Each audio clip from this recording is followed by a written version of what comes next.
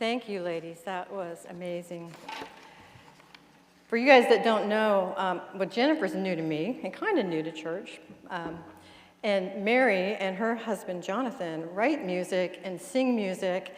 They share it with the children quite often. And they share it with the chaplains for the last 10 years or so. They've come to our retreats and helped us to close out our retreat with music. And we treasure that time so much. Myrtle Fillmore would say that singing your prayers elevates them. It gives them a new energy. And that's what it feels like to listen to y'all sing and to sing with them. Good morning. I'm Lesa Walker. I'm one of the LUTs here. How many people here are new to Unity? Okay, good. I need to know who I'm talking to today, because you may hear some stuff that sounds a little strange to you. Okay, so I want to talk about grace today. And I thought about singing it. You know, amazing grace, how sweet the sound. I should have had Mary and Jennifer stay up here. That goes on to say that saved a wretch like me. I once was lost, but now I'm found. I was blind, but now I see. And we don't talk about that a lot in Unity. We don't talk about grace because we don't talk about needing to be saved. We don't talk about it. But it is in our writings. It is a thing. And it's just that we talk about it at a different level. When we sing that song, we change the word wretch to the word soul, because God forbid I ever think of myself as a wretch. God forbid. I don't want to be a wretch. But have I ever been a wretch? You bet I have been. Have I ever been in wretched circumstances? Yes, I have been. And one of the things that happened when I was in those wretched circumstances, I went to a recovery program. And I was looking about grace and how do I talk about grace? I don't know, I got this idea, I wanted to talk about it. I was feeling it a lot this past week, and I wanted to talk about it, but I needed some things, right, to refer to. And the most beautiful, beautiful words I found were actually in the big book of Alcoholics Anonymous. Step 11 is that we create conscious contact with whatever our higher power is. And the whole chapter is about that. And there's a line that says, we all need the light of God's reality, the nourishment of God's strength, and the atmosphere of God's grace. The atmosphere of God's grace. I don't know, I just want to kind of float in that atmosphere of God's grace. In traditional Christianity, we need to be saved because we're not good. We've had a fall, and everybody's bad, and everybody sins, and they need to be saved from that. In Unity theology, the fall is anytime. It's not a one-time thing. It's anytime we retrogress in our consciousness. Anytime we take ourselves back down to a lower consciousness. We're missing the mark. We're having a fall. And then the saving grace is God's goodwill. This is Charles Fillmore. Disposition to show mercy. Aid from God in the process of regenerating our mind. Bringing it back to that level. The real saving, redeeming, transforming power given to us by the work Jesus did, not on a cross, but by the work Jesus did in establishing for humankind a new and higher consciousness through faith and through the inner spirit of the law that he taught and practiced. So for those of you that are Bible familiar, there's this thing about, are you saved by grace or are you saved by the law? Are you saved by grace or are you saved by your works? But what was the law that Jesus taught and lived by? It's the law of love. It's the law of love. So the inner working of love in us raises us to a new, higher consciousness. In the dictionary, it talks about grace as being fluid and merciful and lenient, some kindness and charity and love, like Louise said in her prayer. I asked a friend of mine who wasn't really raised in Christianity and is kind of new to us even, what did she think grace was? And I wish I could remember everything you said, but the feeling of it to me was being in the flow, being in that atmosphere, being in that fluidity. That was the feeling I got from whatever it was that you said to me. And then I wanted to look at other traditions. Do they talk about grace? There's a Buddhist teacher that said grace is the isness of life, the isness of life. It is the recognition that everything is sacred and connected. Everything, every being, every person is sacred and connected. But we don't always live like that. Sometimes, this is why I really love grace. I got to thinking about it. I was going to talk about love. This was Kindness Week in Dallas, and I wanted to talk about kindness. That's actually what I told Deb I was going to talk about, which is probably why I think her class talked about grace today.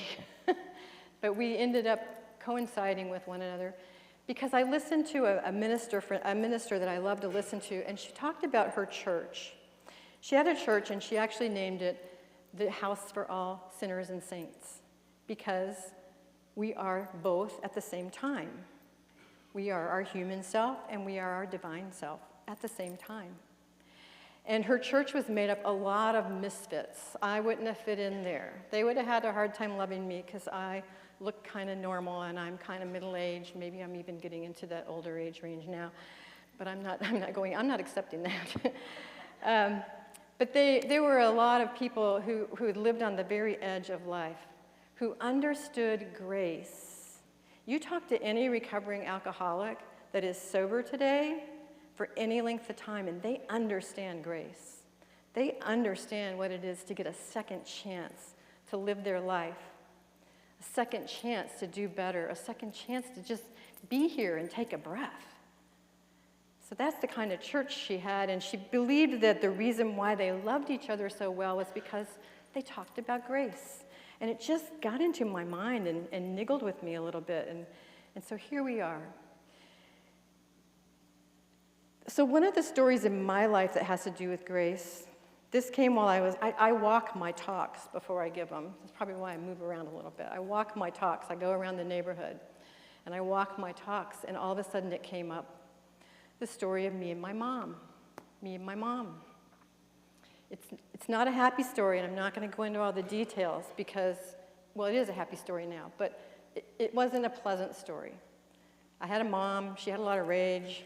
I was the oldest daughter, and I just met that rage with the rage of my own. I just met it head on. We were like this all the time. It was not pretty.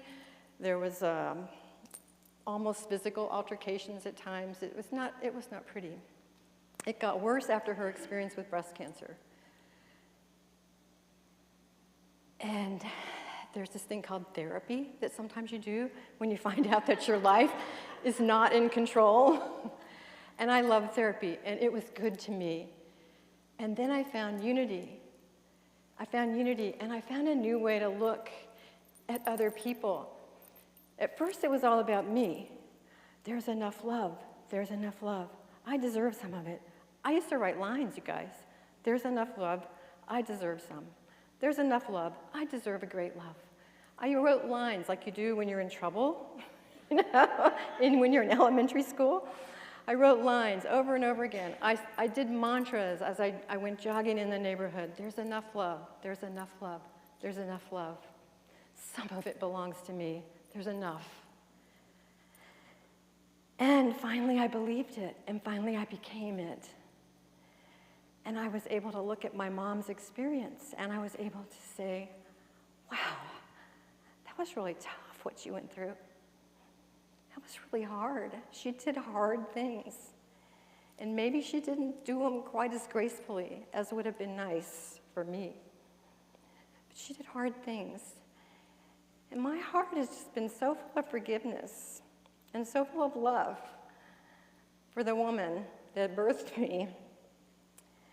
And I'm one of the blessed ones because I still have her. She's 92 and going strong. after 2 bouts of breast cancer and everything. It was a tough life. It wasn't easy. And that's grace. That's grace right there. The grace that I could find that love. And the extra grace, the really undeserved part, is she's still here. Some of you have relationships like that where you've had a hard time forgiving, and those little nuggets are just stuck in your heart. And those people are gone. And you feel like you can't do anything about it, but you know what? You can. Because the true healing is the healing that happens inside of us. That's where the true healing happens. So you can decide, you can let that ego go. Ego lady over here can let that ego go, and you can love. When you surrender, it's not a defeat. It doesn't make the other person right. It doesn't make the circumstances good. It doesn't change anything but my heart. It changes my heart, and that's grace right there. And you'd think I would get that and it would be like a lifetime thing and I'd just be walking around glowing in grace, right? But I got another little story for you. We were having a chaplain retreat and it was beautiful. We got up here on Friday night and we had dinner together and loved on one another and had some consciousness building time with Louise there, and we were just almed out. And I was going to even make it better because I was going to bring them some food I made with love the next day, and I was going to have music playing when they got in the room, and we were just going to be these little Buddhas sitting around this table. And I got to this building, and I was locked out. I was locked out. So first thing I did was get on the phone to call the person that promised me that this building would be open for me. And there was no answer. So I text, and then I thought, well, I'll call this other person that lives an hour away. Maybe there's a key hidden somewhere, and that person might know about this key. Nope, sorry, I can't help you. Okay, I'm going to be calm. I played some Michael Gott music to keep myself calm. And in a little while, I called the first person again. No answer. Text, no answer. Finally, I texted the wonderful Jennifer Markley, not because I wanted her to come down and open the building, just because I wanted to know if there was a key somewhere where I could open the building. And bless her heart, she came down. She took an hour out of her day, and she let us in. But in the meantime, I'm trying to shift myself. It's all good. Now we're finally in the building. I turned into this ball of snark. I'm in the building. Everything's great. We're where we're supposed to be. And all of a sudden, I'm just this ball of snark. I'm angry. I want to hold on to some issues I have about this person no longer being available to me and this person having gone off and decided to go to another church. I wanted to be angry. I just wanted to be angry. Angry. I wanted to hold on to it. But guess what you can't do in a room full of chaplains? You can't hold on to anything. You can't walk up to Mary Chandler with anger and stay that way. She just looks at you with so much love and acceptance. And you're just like, oh, it just all kind of melts away. And you just can't hold on to it. I'm not holding on to it now. I'm just telling the story because it's such a good example of grace. She gave me such grace. Lesa, it's all good. It's all wonderful. And she didn't berate me for being snarky. She just loved me. All of them do. You can't be in that energy with these chaplains. If y'all need to experience it, just go up to one of them and ask them for prayer. You just can't. And we can do that for one another, right? This church is going through change. It's not that seats aren't as full as they once were, and this person's left, and that person's decided to go try something new. We're going through change. And the way we get through change is we meet each other with grace. We meet each other with grace. I got to experience grace being given to me, and I got to experience giving grace to someone else who was where they needed to be at the time that I thought they needed to be opening my door. They were doing their self-care. They were taking care of themselves. And all these little things, their rough edges, they are going to get smoothed out. This place is going to operate exactly as it needs to be. We're going to figure it out. We've got the people. We've got so many great volunteers. We've got such an amazing board. We spent a lot of time praying over that board at our chaplain retreat. And I don't know, I heard, I wasn't here last Sunday. I had to skip because I had family in town. Yeah, all this was going on while I was dealing with family of origin. But I heard that it was just this glowing energy in the room. And that's what happens when we gather together and we give each other grace and we pray and we meditate. This is how we experience grace. Prayer, we align with the all that is. We're not trying to change what's happening here. We're not trying to, we do want to bring in a minister, so we can affirm that. But when we're in prayer, it's really about transforming us so that we are ready for whatever comes our way in the next step. We spend time in meditation. We listen. We sit. We are still. And we'll hear that still small voice that may come to us in our gut, our heart, or a download through our upper chakras. Still small voice. We relax that ego. Just let it rest. Let it rest. It's so busy. It's just so busy. We take that mind and we bring it down into our heart, and it softens, and it relaxes, and it opens. If you're having trouble with any of that, find a chaplain. Find somebody that you trust who can see you with eyes of love, because that's what you need is a reminder that you are love. Go out in nature. We spent some time in nature together last weekend. We spent some time meditating on just a flower or a tree or a leaf. Just spend some time with that. It's a reflection of the all that is.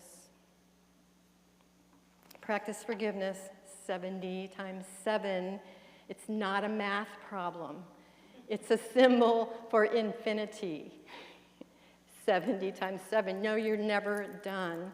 You're never done, because we're always perceiving that someone's hurt us or this or that or the other. And guess what? It's not true in spirit, because we're all one. We're all one. It may feel like someone's hurt us, but we're one with that person.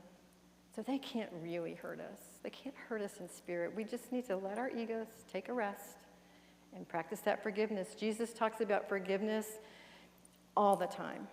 All the time. Love equals forgiveness. You can't go to prayer unless you've forgiven. Think about that. We have to let go of those little nuggets that we need to forgive other people. So forgiveness and giving to others.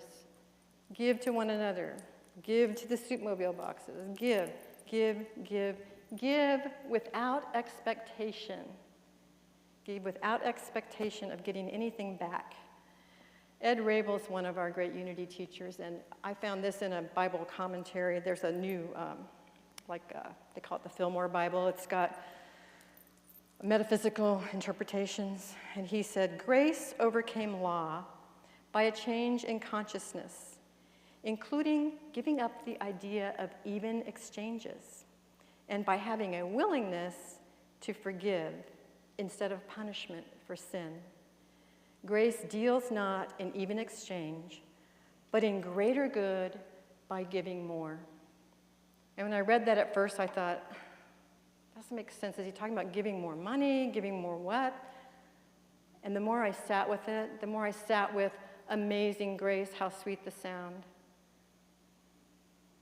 What if by grace you are saved means that the more grace you give, the more you're saved, the more you're healed, the more you don't have to go to the chiropractor for a massage or an adjustment because you're not holding all that tension in your muscles.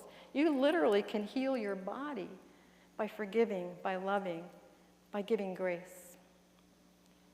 And more than that, you heal your soul, you heal your spirit.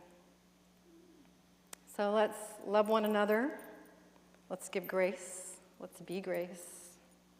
Let's allow people to give us grace. And I invite you now to, if you got a candle when you came in, just light your candle. There's no big magic to the candle. It's a symbol of the light that we are. If you didn't get one, you can just imagine that you're holding a candle. I like to look at a candle when I'm going to meditate. I don't know, there's just something about that flickering flame. Even these fake ones will do it for me. They help me to go into that space. So I invite you to look at your candle, to see that flame, and just see it. Enjoy that light. And then if you'd like to gently close your eyes, soften your gaze, I invite you to imagine breathing in that light. Breathing in that light, the light of love, the light of the all that is. Allow it to fill that sacred space where the mind comes into the heart, that high heart, holy of holies, where you know the one presence and the one power that is all there is.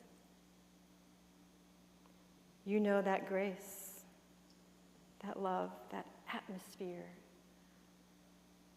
of being whole, perfect, complete, just as you were created.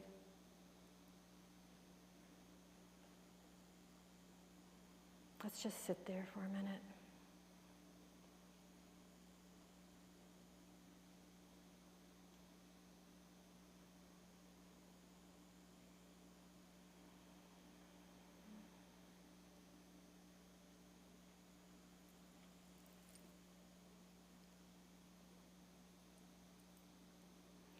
What is it in that sweet voice inside that would incite you to fear?